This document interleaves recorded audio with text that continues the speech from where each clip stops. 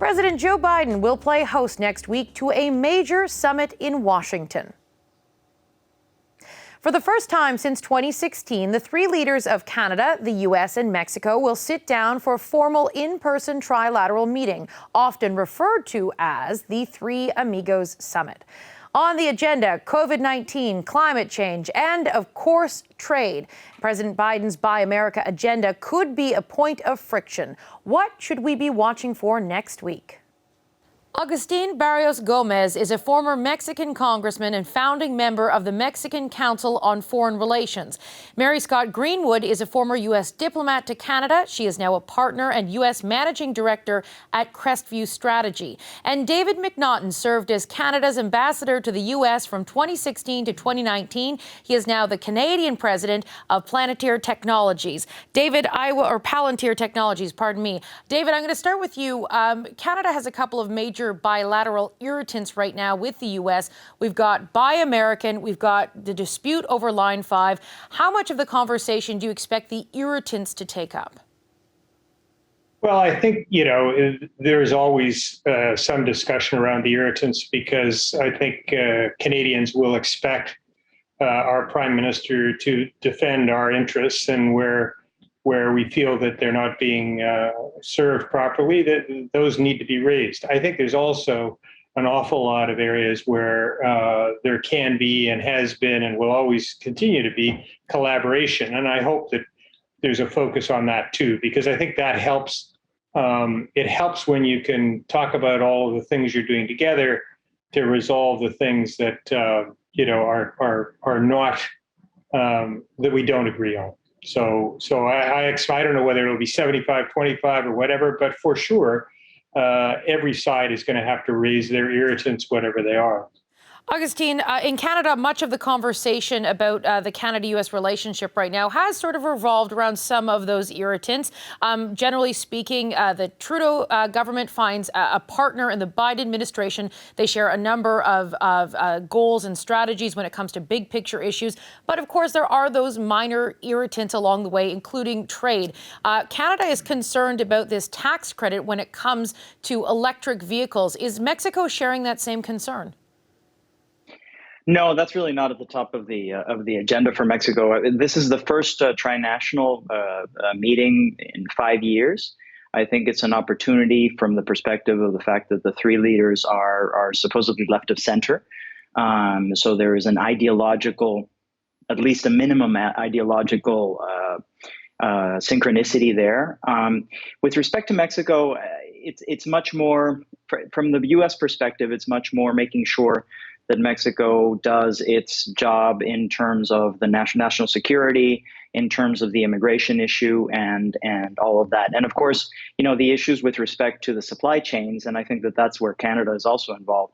The fact that Asia is no longer the supplier that it was in terms of in terms of what U.S. policy towards China is, and I think that they are trying to seek it to the nearshoring of certain processes such that we don't have the breaks in the supply chain, and of course the impetus in terms of inflation that causes. I think that those are the main issues.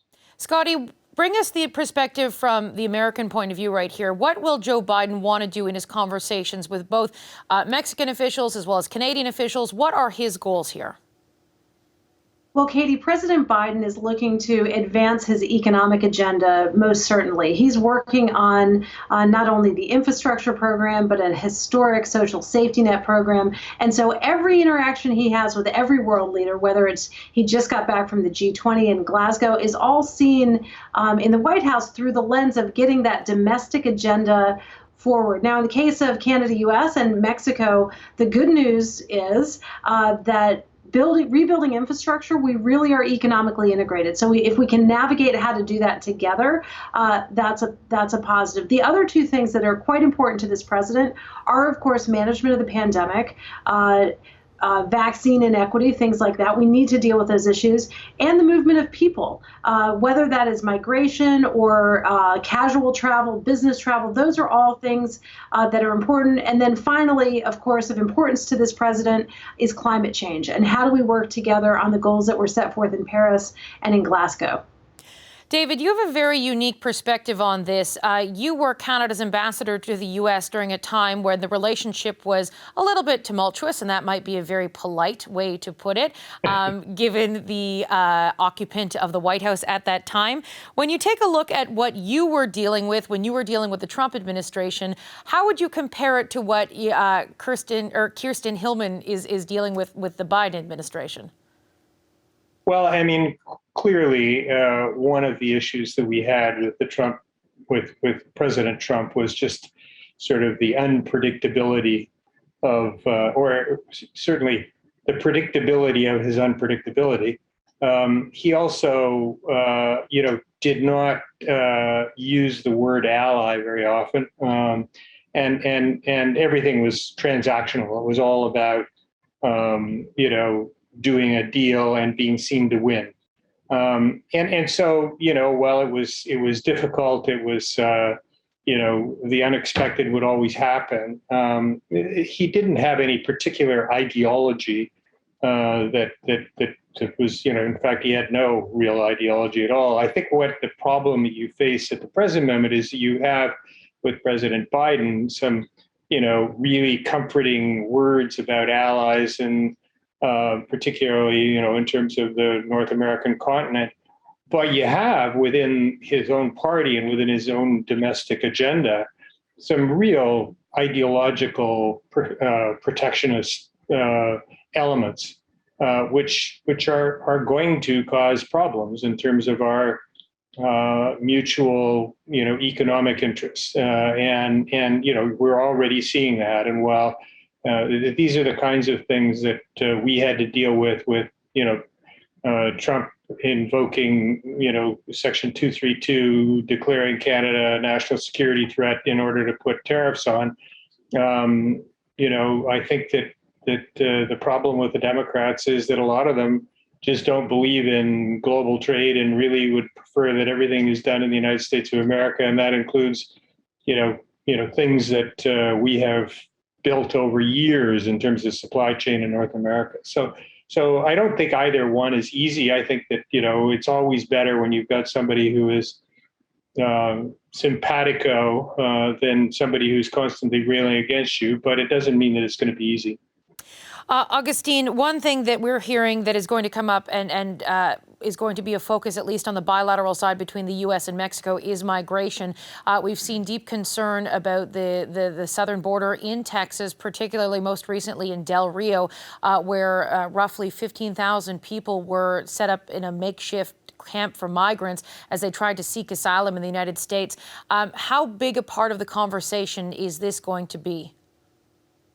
Well, as you know, the U.S. has consistently asked Mexico to be very mindful of its own southern border. Mexico has done so. In fact, Mexico actually deports more Central Americans than the U.S. does. And this is all basically at the bidding of the United States. That is a huge deal. Nevertheless, at the same time, there's an ideological thing where the current administration in Mexico doesn't really have its heart in it. They do believe in the free movement of people. They do believe in these basic human rights of migration and all these different things. And so they do it at the behest of the U.S. government, but at the same time, they're not, their heart's really not in it. And you can see some of that spillover effect on the Texas border. At the same time, of course, there's the issue of security, right? You have a U.S. administration which is worried about the violence related to the cartels, and you have a Mexican administration which is worried about the fact that the guns are coming from the United States. And that sort of coincides in a very difficult agenda. With respect to immigration, it has to do also with this issue in terms of the U.S. workforce, right? And this is something that we've heard before. That on the one hand, this current administration is just like the one previous, is by nature protectionist, right? They want everything done in the United States. The only thing is, I don't know if you visited the United States recently, but it turns out that the U.S. actually needs more workers, and you're seeing a lot of jobs go undone, right? Whether it's fallow fields left to rot because there's nobody to pick up the fruit, or whether it's companies not being able to fill the jobs that they really, really need. And so there's this tension going on. And at the same time, there's a geopolitical tension, the fact that the U.S. has decided that the rise of China is no longer a good thing, and therefore it's not. Given the fact that China is becoming more of an enemy than an ally, then you're having this issue with respect to bring back manufacturing, and the best place to bring back manufacturing is North America. So they're very cognizant of that as well, despite the fact that on their left, inside their own party, they do want to maintain those jobs as highly paid as possible for American citizens only. It's a very difficult situation for them. Scotty, I'm going to put the last question to you. We just heard Agustin mention China. Prime Minister Trudeau getting to go to Washington to meet with Joe Biden is massive news here in Canada. The news of Joe Biden's other meetings next week could overshadow this summit. He's apparently has a planned virtual summit with Chinese President Xi Jinping. Of course, Canada and the United States have a very complex relationship when it comes to dealing with China. How do you think, will Joe Biden be more focused and putting a bigger priority on China rather than this North American Leaders Summit? It's pretty clear that North America will have to work together to counter its competitor in China and to counter the threats in China. And one of the things that Ambassador David MacNaughton did while he was here, he has a long list of accomplishments, but one of the big areas that he really helped engineer is a Canada-U.S. agreement on critical minerals and rare earths production.